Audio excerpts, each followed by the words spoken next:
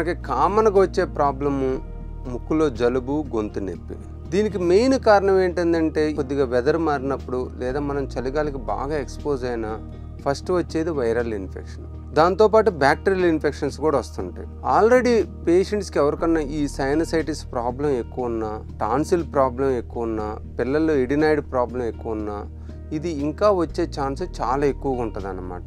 మెయిన్గా ఏంటంటే acute infection వచ్చినప్పుడు అంటే ముక్కు కారటము, ముక్కు మూసుపోవటం, బాగా తలనొప్పి రావటం, బాగా ముఖం అంతా నొప్పి రావటం, ముఖం వాయటం, దగ్గు రావటం, గొంతులో నొప్పి ఉండటం, గొంతులో ఏదో ఉన్నట్టు ఉండటం, బాడీ పెయిన్స్ రావటం, వీక్గా ఉండటం, ఇవన్నీ ఈ ఎక్యూట్ వైరల్ ఇన్ఫెక్షన్లో వచ్చే లక్షణాలు అన్నమాట.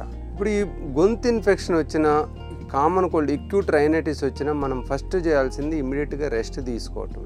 రెస్ట్ తీసుకొని కొంచెం వేడి నీళ్ళ ఆవిరి పట్టుకుంటా, వేడివేడి పదార్థాలు తింటా బాగా రెస్ట్ తీసుకున్నట్టయితే మోస్ట్ ఆఫ్ ద టైమ్స్ ఇది 1-2 రోజుల్లో తగ్గిపోతుందండి. బాగా ముక్కు మూసిపోతుంటే మటుకి ముక్కులో మట్టి కారుతున్నా, ఒకవేళ అవి సెక్రీషన్స్ ఎక్కువైనా ఎల్లో కలర్లో షిఫ్ట్ అయినా, దగ్గొస్తున్నా కూడా యాంటీబయాటిక్స్, కాఫ్ సిరప్, కోల్డ్ ట్యాబ్లెట్లు, గొంతు గార్గిలింగు, ముక్కులో చుక్కల మంది వేసుకోవటం మంచిదండి. ఈ జలుబుతో గొంతు నొప్పితోటి ఫీవర్ కూడా వస్తుంటుందండి, బాగా ఫీవర్ వస్తుంటుంది అనమాట. ఈ ఫీవర్ ఉందంటేనే మనం acute viral infection, acute bacterial infection అని అర్థం చేసుకోండి. ఎందుకంటే బాడీలో ఇన్ఫ్లమేషన్ పెరిగినప్పుడు మనకు బాడీ టెంపరేచర్ పెరిగిద్ది అనమాట. ఇలా ఎక్కువ ఉన్నప్పుడు కనుక బాగా రెస్ట్ తీసుకొని ముందు పెయిన్ కిల్లర్ ఇచ్చుకోవాలన్నమాట.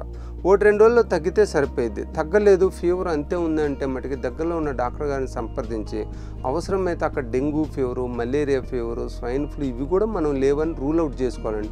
ఒక్కోసారి ఏమైందంటే ఇవన్నీ కూడా టైఫాయిడ్ అనుకోండి, ఒక్కోసారి మలేరియా కూడా అనుకోండి, ఫ్లూ అనుకోండి, ఇవన్నీ కూడా గొంతు ఇన్ఫెక్షన్ తోటే స్టార్ట్ అవుతాయండి. థ్రోట్ పెయిన్ తోటి వస్తుంటారు, వాళ్ళకి ఇవన్నీ పాజిటివ్ వస్తాయండి.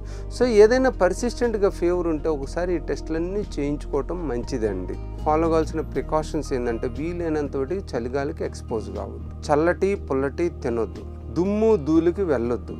యూజువల్గా మన ఇంట్లో పాత పుస్తకాలు లేదా పెయింట్ ఇలాంటివి వేస్తుంటే వాటికి కొంచెం దూరంగా ఉండటం మంచిదన్నమాట. వేసేవాళ్ళు కూడా మంచిగా ప్రొటెక్షన్ తీసుకొని మంచిగా ముక్కు మాస్క్ పెట్టుకొని కొంచెం వాతావరణం పొడిగా ఉన్నప్పుడు, ఎండ ఉన్నప్పుడు చేయటం మంచిదన్నమాట.